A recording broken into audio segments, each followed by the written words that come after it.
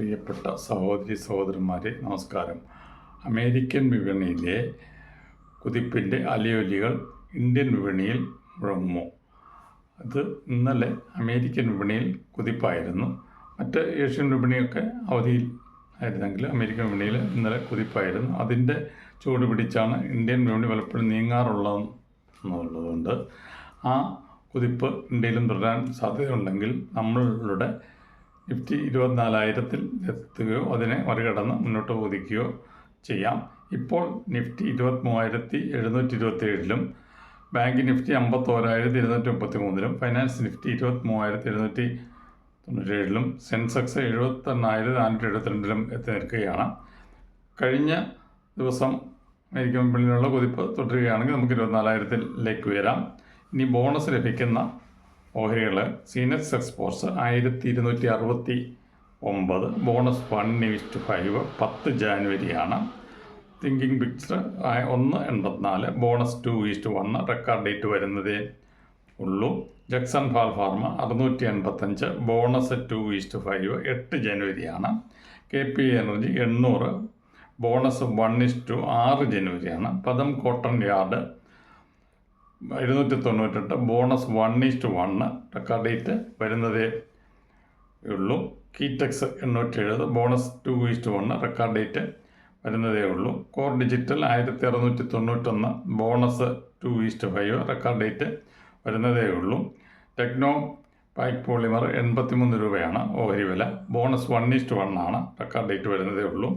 Split വരുന്ന കമ്പനികൾ Shriram finance 2,882, split 1:5, 10 ജനുവരിയാണ്. ജൂലിയൻ അഗ്രോ 29 രൂപയാണ്, സ്പ്ലിറ്റ് 1:2 ആണ്, 6 ജനുവരിയാണ്. കാമധേനു 500 രൂപ, സ്പ്ലിറ്റ് 1:10, 8 ജനുവരിയാണ്. TT ലിമിറ്റഡ് 166 രൂപ, സ്പ്ലിറ്റ് 1:10, റെക്കോർഡ് ഡേറ്റ് വരുന്നതേ ഉള്ളൂ. RBD infra 550, split 1:10, record date വരുന്നതേ ഉള്ളൂ. KPT India 930, split 1:5, record date വരുന്നതേ ഉള്ളൂ.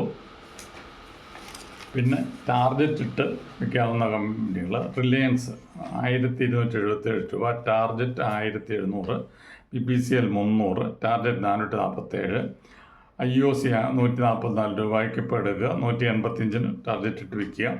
ഇനി IPO വരുന്ന പ്രധാനപ്പെട്ടൊരു പ്രതീക്ഷിക്കുന്നൊരു കമ്പനിയാണ് ടാറ്റ ക്യാപിറ്റൽ എന്ന് പറയുന്നത്. 15,000 കോടി രൂപ സമാഹരിക്കാൻ ലക്ഷ്യമിട്ടുകൊണ്ടാണ് ഇവ പബ്ലിക് ഇഷ്യൂവിന് ഒരുങ്ങുന്നത്.